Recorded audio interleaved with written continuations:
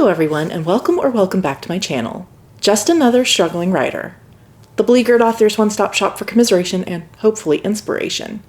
My name is Carrie Scher, and I am just another struggling writer. Well, today I am very excited to be launching a brand new series of videos for you that I am calling the Writer's Tool Chest. In this series, I will be exploring the many different apps, websites, wikis, worksheet, and other sorts of tools that authors might find useful to their writing journey. For this first episode, we are starting with what I consider a hidden gem of a tool that fantasy and sci-fi writers might especially find useful. As a fantasy author myself, I have found that one of the most difficult parts of immersive world building is coming up with naming conventions that are consistent across a given fictional culture and makes sense within what would be a completely unique language. Some authors choose to base their fantasy culture on language on a real world culture or language, which gives you a good basis to start from, but it can also come with its own pitfalls. In fact, a popular fantasy author caught some heat recently for misusing a critically endangered language in her own books. On the other hand,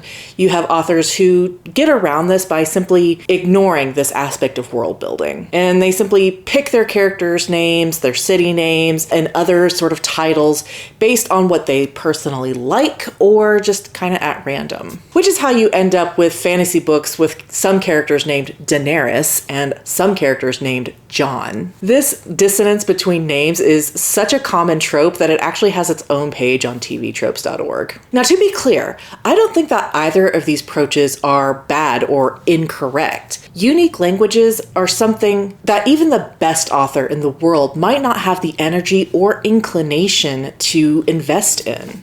We can't all be Tolkien, and there's absolutely no shame in that. And I think whatever you have to do to complete your manuscript is the right approach. But for those of you speculative authors who do want to invest in your own custom language, yet may not know how to do it convincingly, I've got a great resource for you. Introducing Vulgar Lang, a constructed language generator. This incredible application is perfect for quick language generation and in-depth customization, which makes it ideal for a broad range of users. So whether you're completely new or completely ambivalent to the idea of invented languages, or you're someone who wants to pick and choose the details, but don't have the linguistics know-how to fully commit, Vulgar Lang is the perfect way to inject your fantasy or sci-fi project with extra flair. If you're wondering how it works, I am glad to be able to tell you that to generate a unique language through Vulgar Lang, all you have to do is go to their website and click the Generate Language button to let the generator do all the hard work for you.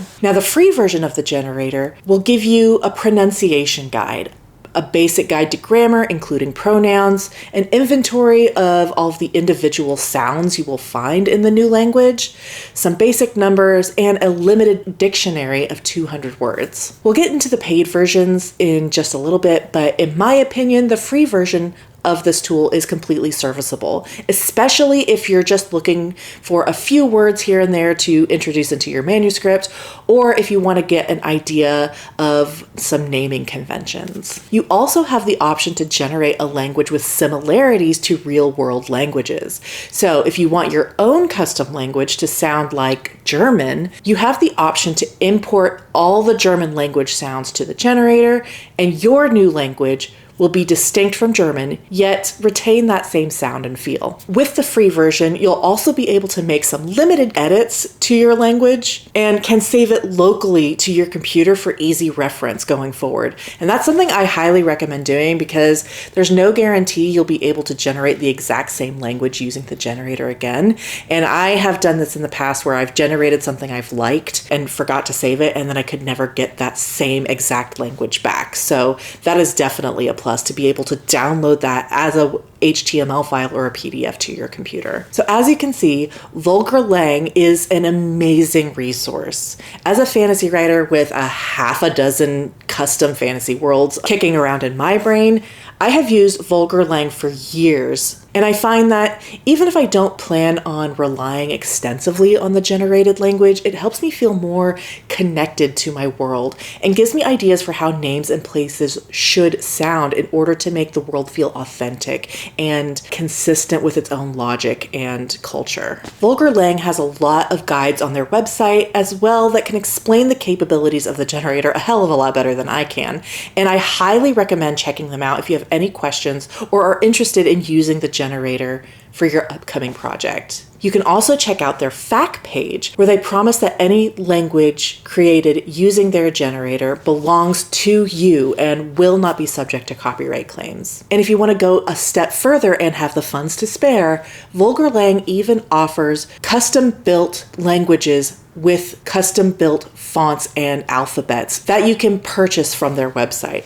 These are completely unique and are one sale only. So once they sell this language, it is yours forever and no one else can use it. And this is a great option if you are writing a story that does rely heavily on different languages and may require even the different lettering to appear in your manuscript. They are a little bit pricey, but if that's something if you can and want to invest in, they also have that option. As with many tools of its kind, the free version of Vulgar Lang works great. But for those of you who want a larger library of words and greater customization ability, Vulgar Lang offers two paid versions. The basic version comes with about 2,000 words, while the pro version ups that to 4,000 words. Personally, I bought the pro version all the way back in 2018 when it was just $9.95, and it came with lifetime access. It's for that reason that I think that purchasing the pro edition was one of the greatest investments I have made personally for my career as a fantasy author. The lifetime access is a feature of both paid versions, which is a huge bonus. No subscription fees, thank God. We've all got enough, right? So if you're in a position to do so, I definitely recommend one of the paid versions. However, the free version still will get the job done. So fellow authors, what do you think of Vulgar Lang? Is this a tool that you might use in the future, or do you have another method that you rely on to come up with your fictional languages? Let me know in the comments. I would love to talk about it. And please let me know if this episode of Writer's Tool Chest was helpful for you. And with that, thank you so much for watching. I so appreciate it. If you like my content and want to support the channel, please like and subscribe or consider a comment down below. If you made it all the way to the end of this video, leave me like the swearing emoji for Vulgar Lang. In my next video, I will have my weekly writing vlog for you. I hope you look forward to it, and I will see you guys then. Bye.